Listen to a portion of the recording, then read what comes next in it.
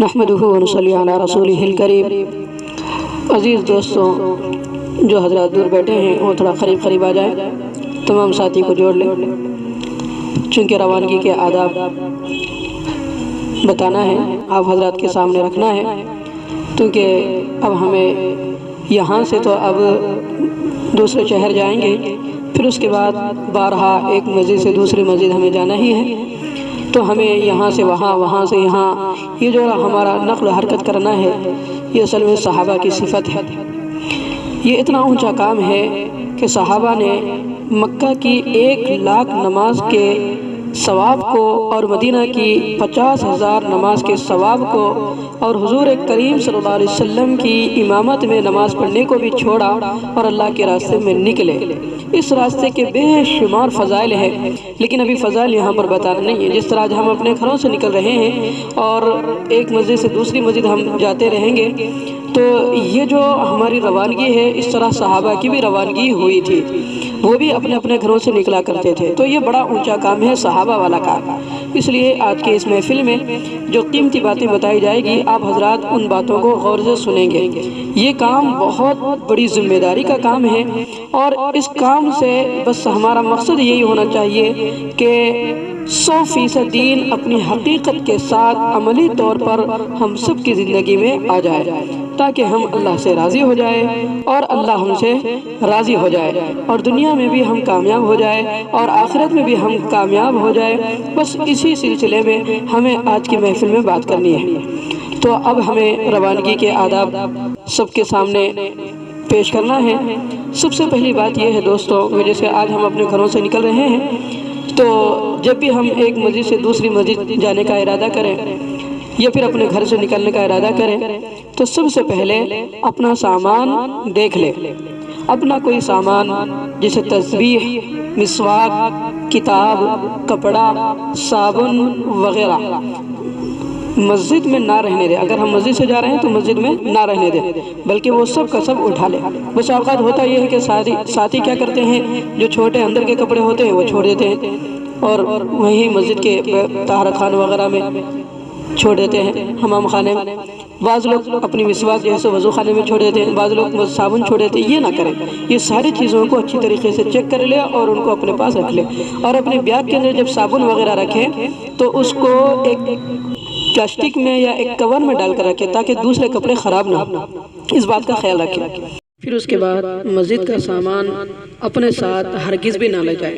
یعنی مسجد کا اگر کوئی صابن وغیرہ ہے یا مسجد کی کوئی بھی چیز ہمارے پاس ہو تو وہ ہم اسے اپنے ساتھ ہرگز بھی نہ لیں۔ جیسے کتاب وغیرہ ہے تو مسجد کی کوئی کتاب نہ اٹھائیں،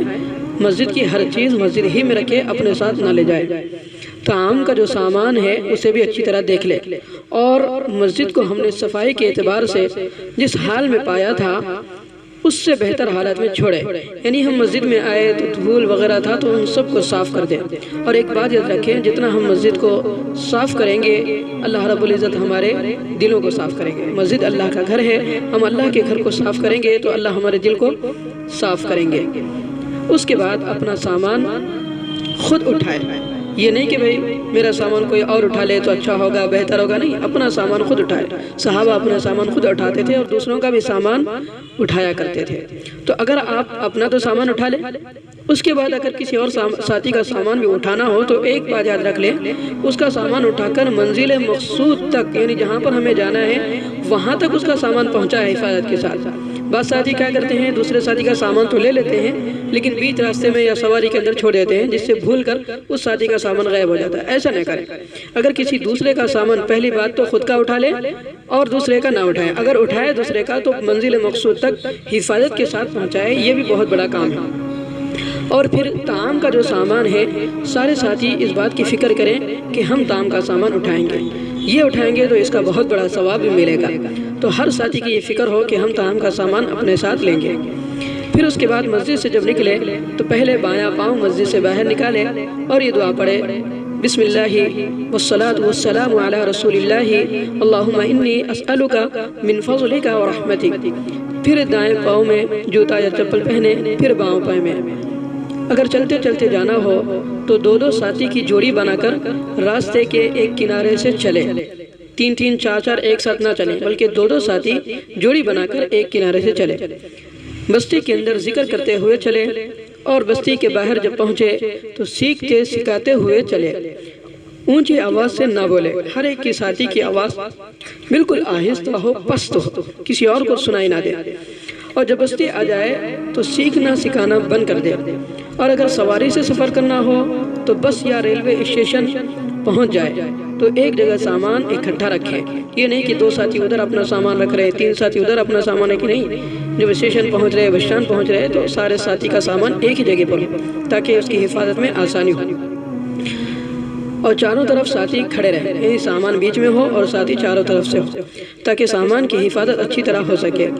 ضرورت پیش آئے تو مشورہ کر کے 2 ساتھی جائیں، یعنی اگر اسٹیشن کے باہر کوئی چیز لانا ہے خرید کر سفر کے لیے، ٹفن کے لیے، تو مشورہ کر کے 2 ساتھی کو طے کر دیں، وہ جائیں اور وہی لے کر آئیں، تیسرا چوتھا نہ جائیں،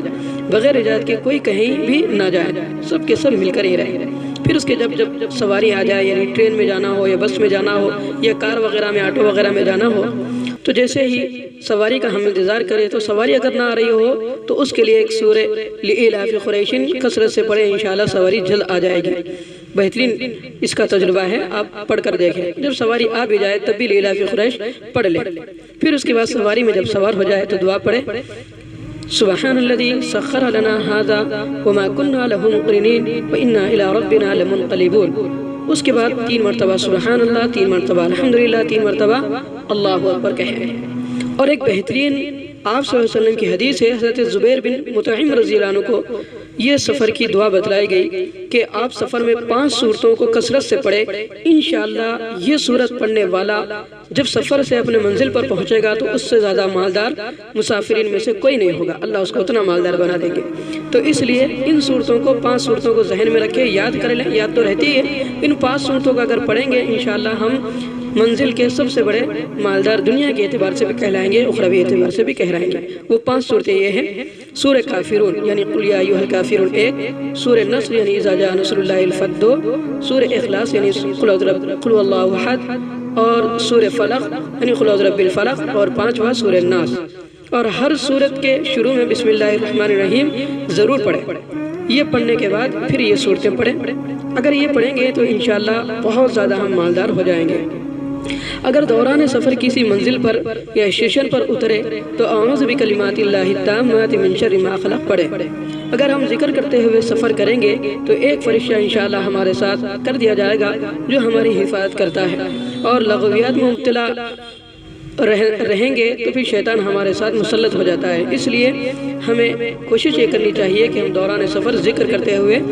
چلتے رہیں۔ پھر اس کے بعد جہاں پر ہم جانا ہے، جب اس بستی میں داخل ہو تو اللہ رب العزت سے ہم دعا کریں، اللہم ارزقنا جناہا وحببنا الی اہلہا وحبب صالحی اہلہا الینا۔ جب بستی میں داخل ہو تو اچھی نیت ہو، باطل نیت نہ ہو، جیسی ہماری نیت ہوگی ویسے ہی اثرات بستی والوں پر پڑیں گے۔ یعنی بستی میں داخل ہوتے وقت یہ نیت ہو کہ ہم انشاءاللہ بستی میں جا کر خوب محنت کریں گے اور اللہ کے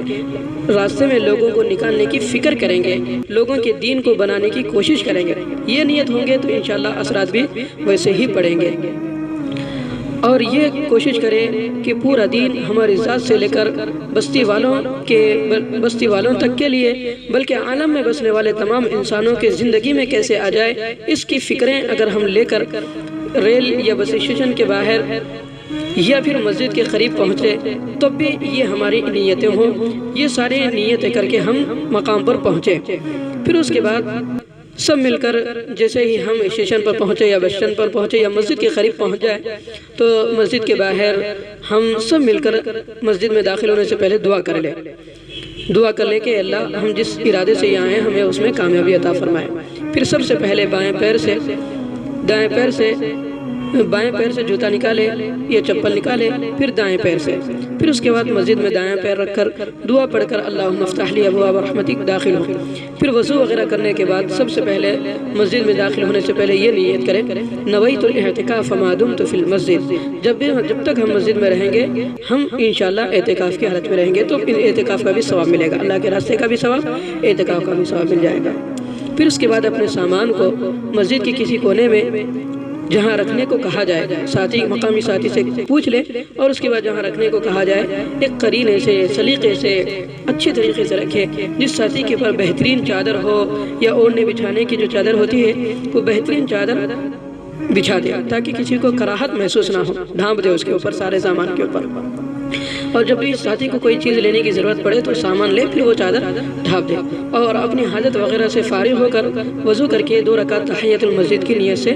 پڑھ کر فکروں کو لے کر مشورے میں جڑ جائے اور سوچیں کہ اس بستی میں کس طرح کام کیا جائے تاکہ کام وجود میں آئے۔ جس بستی میں بھی جائیں 3 کام کی فکر کریں، خود ایمان سیکھیں یعنی اپنی اصلاح کی فکر کریں، اور دوسرا بستی سے نقد جماعت نکالیں، تیسرا مسجد وار جماعت بنائیں، اور اگر مسجد وار جماعت بنی ہوئی ہو تو اس کو مضبوط بنانے کی فکر کریں، اور اگر مضبوط ہے تو اس سے خود بھی فائدہ اٹھانے کی کوشش کریں۔ انشاءاللہ یہ ساری چیزیں اگر کریں گے تو انشاءاللہ ہماری یہ روانگی یہاں سے نکلنا اور منزل مقصود تک پہنچنا انشاءاللہ کامیاب ہوگا۔ اللہ سے دعا کرتے ہیں کہ اللہ تبارک و تعالی ہمارے اس روانگی کو اور ہمارے اس نکلنے کو اللہ قبول فرمائے، جس سے صحابہ نے اپنے گھروں کو چھوڑ کر دوری اختیار کی اور روانگی انہوں نے اختیار کی اور اپنے گھروں سے نکلے، جسے اللہ نے ان کی سفر کو قبول فرمایا۔ ہم اللہ سے دعا کرتے ہیں کہ اللہ ہمارے بھی اس سفر کو قبول فرمائے۔